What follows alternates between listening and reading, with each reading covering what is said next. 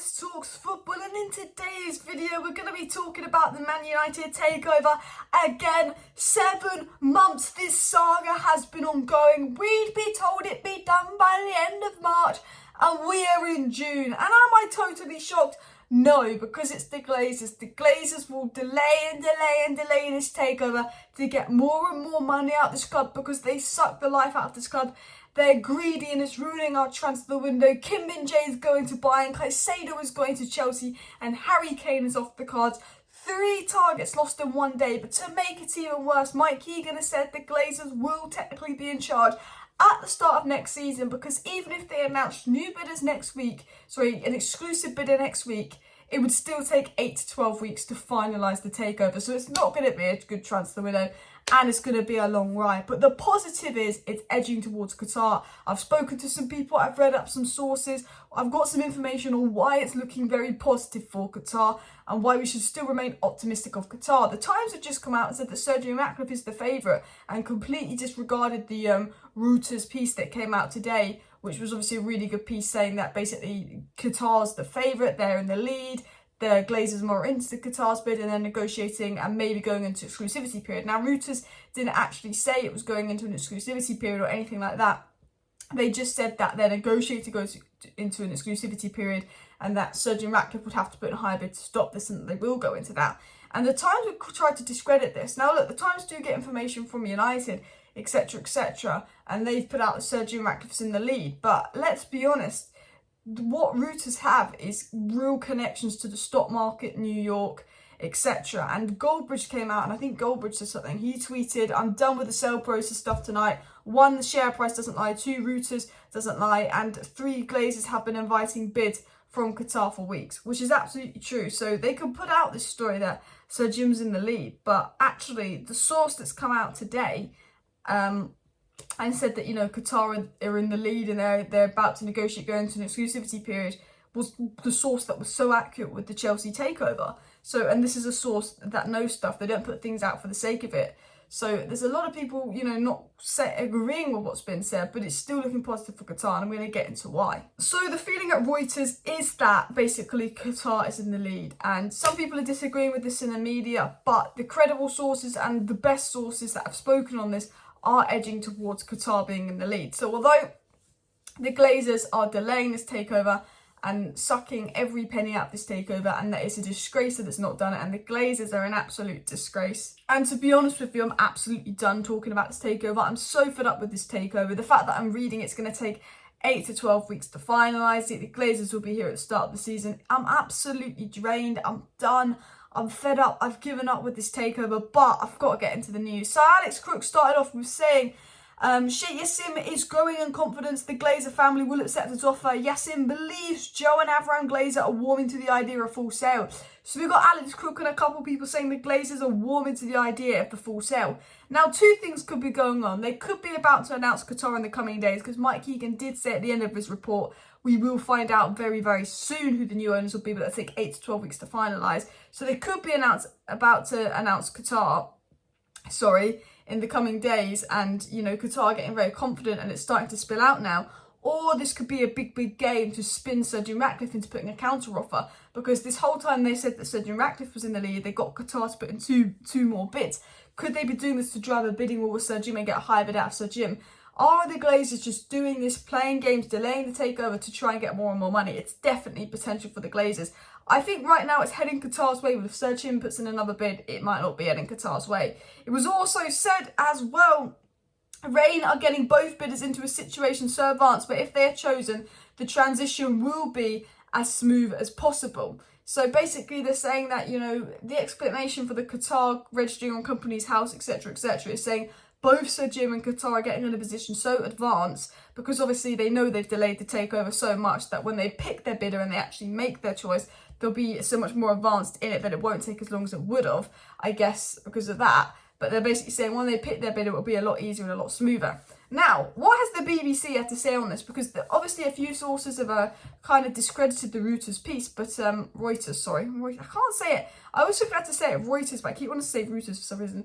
Reuters piece. A few people have, but then these people that discredited the Reuters piece have then gone back on it because they've probably discredited it And then they've realised that actually, no, this is a proper news article which has very good connections to American businessmen. And if they're putting something out like this, they're going to know. Like, they are more reliable. Like, the most reliable person with this takeover is Mike Keegan. And then you want to go with someone like Reuters. You want to go with someone like Reuters. I wasn't too sure on how reliable they were. I knew it was a good outlet. And then I did some reading up on this. And more reliable than Times, more reliable than Ben Jacobs. Like, Reuters, the one you've got to listen to. Now, what did the BBC have to say? They said, I was looking at Man United's share price and it starts to surge up. It's something that has never happened to me before. I make some checks and confirm with BBC Financial Desk. They say Reuters have dropped just one line copy that has gone to every financial terminal in the world. That's pretty significant. And he's saying, you know, the fact that the share price is going up is a strong indication of which way the takeover is going. But the financial people at the BBC are saying if Reuters drops something like this, this is significant. The BBC are confirming that this Reuters story is significant. They are very big in the financial business world. People are aware of this, and the feeling in the financial business world is it's probably going to Qatar by the fact that the share price is going up.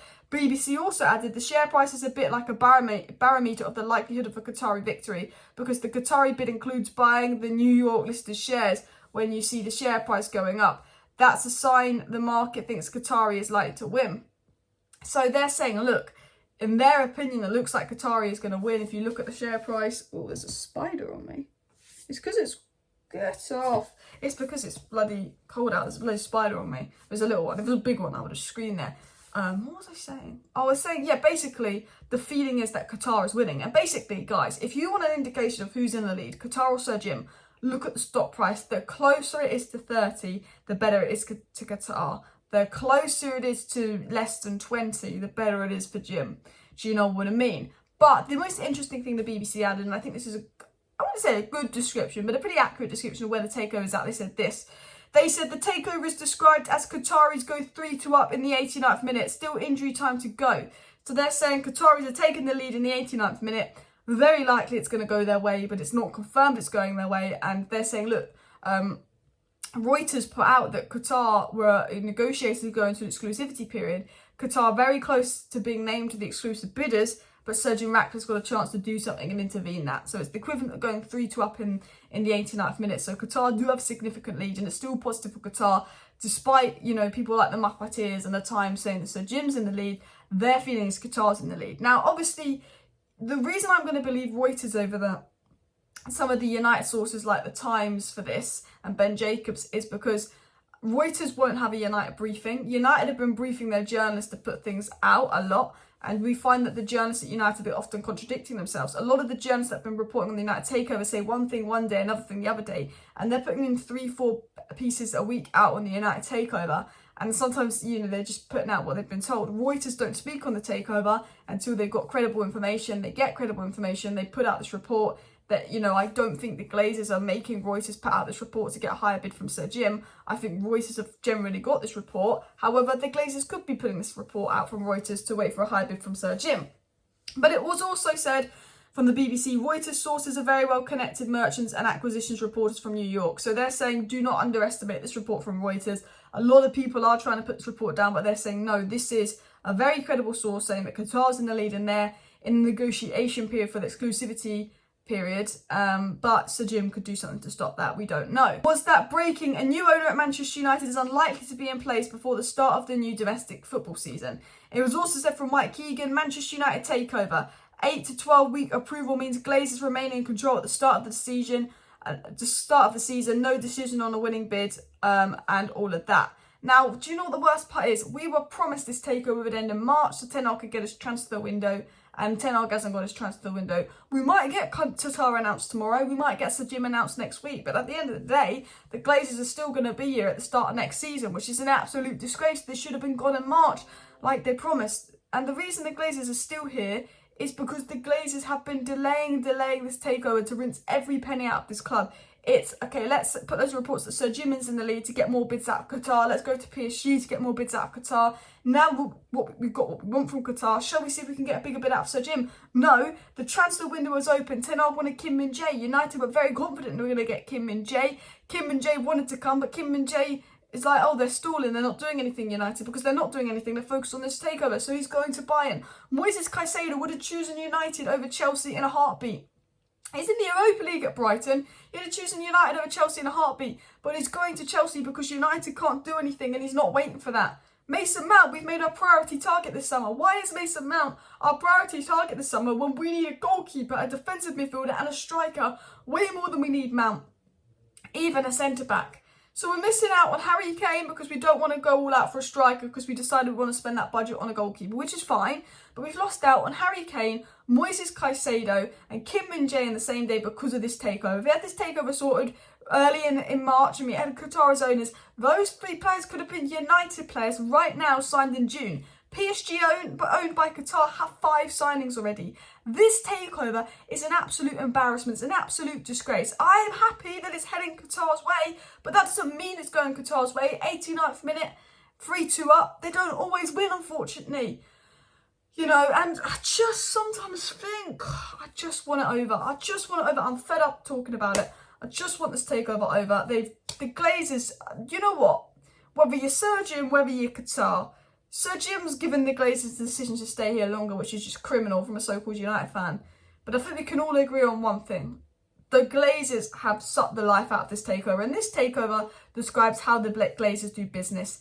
Slow, delaying, taking the fun out of it. The Glazers don't do nice business. They are businessmen who have no care in the world for this football club, Ten Hag, and how he does next season. And I feel sorry for Ten Hag. He's done such a good job. 3rd place, won a trophy in his 1st season after taking over the worst United squad in history. And now he's got to deal with those, probably missing out on a lot of transfer targets. I'm so fuming, but there'll be a video tomorrow to talk more about the transfer targets. Smash a like, smash a subscribe. Thank you for watching. Bye.